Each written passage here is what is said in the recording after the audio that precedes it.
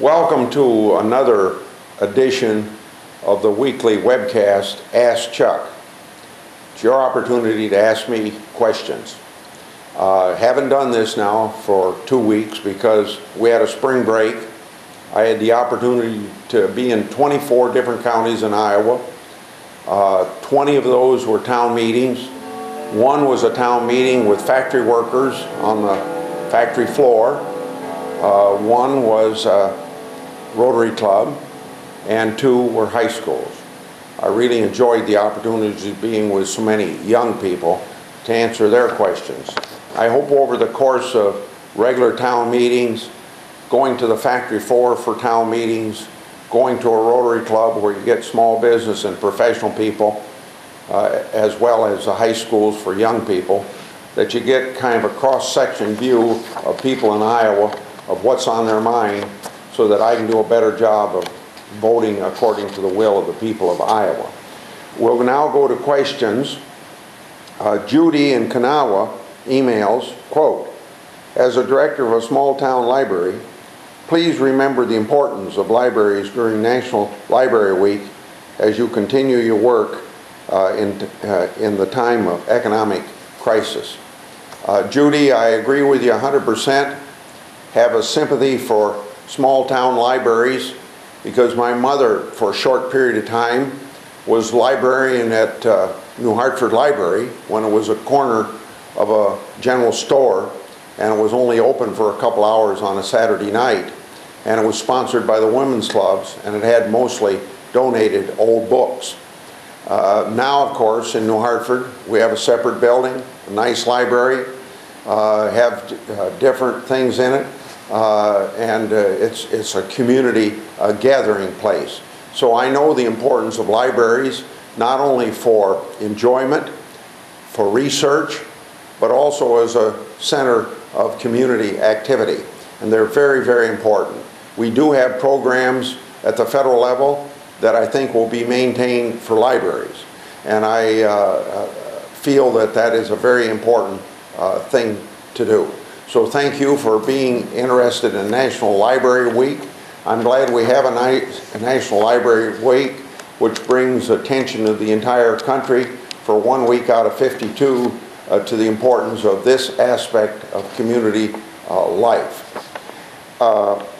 George in Bettendorf emails, "Why doesn't Congress understand high taxes are not a cure-all? High taxes affect the economy negatively."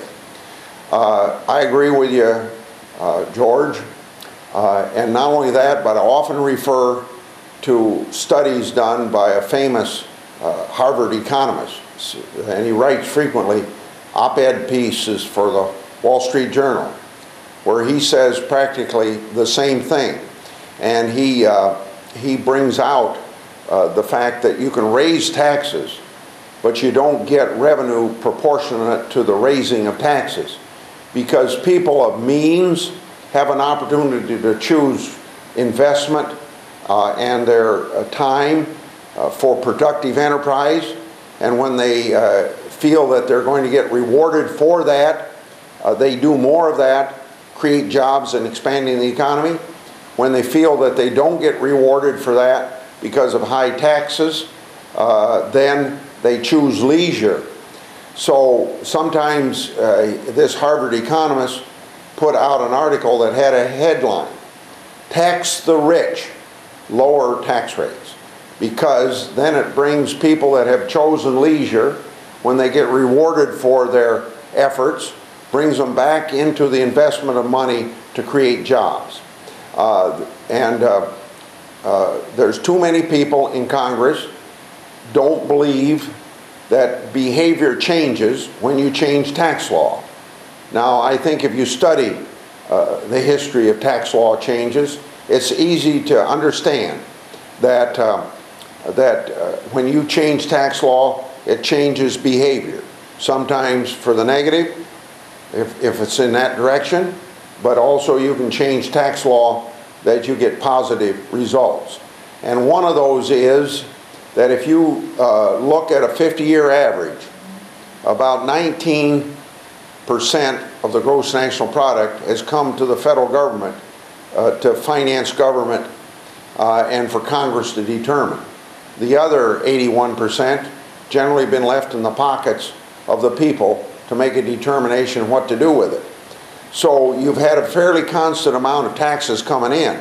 If you overlay that chart with high marginal tax rates 50 years ago of 93% to a low of 28%, now to a high or previous high of 42%, now a high of 35%, you see that increasing or lowering marginal tax rates hasn't to a great extent changed the amount of money coming into the federal treasury as a percentage of gross national product, which tells me that a lot of people in this country, and not necessarily just wealthy people, have decided that they're only going to turn so much money over to Congress to spend for them that they are in fact not going to turn it over to us. They think that it is misused, misspent, and so it doesn't matter what the high marginal tax rate is, you generally get in about the same 18 to 19%, and that's over a 50-year average. So I've adopted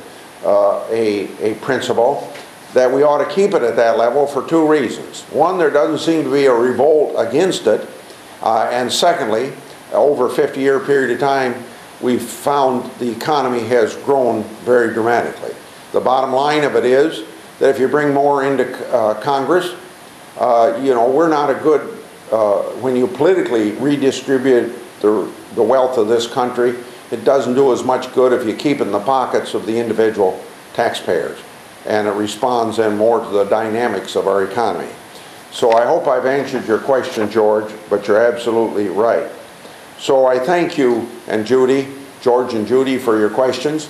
And now I would end with just telling you that this week we're on an extension of the unemployment compensation provisions because of the recession going on.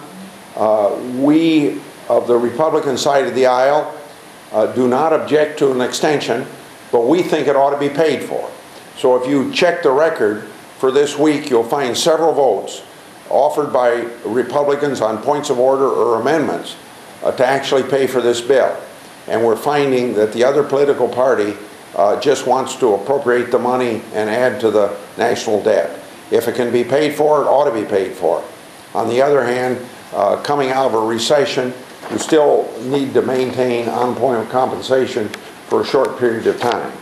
So I hope that you will tune in next week to a webcast, Ask Chuck questions, and we'll take your questions that come to us and answer them this way. Thank you.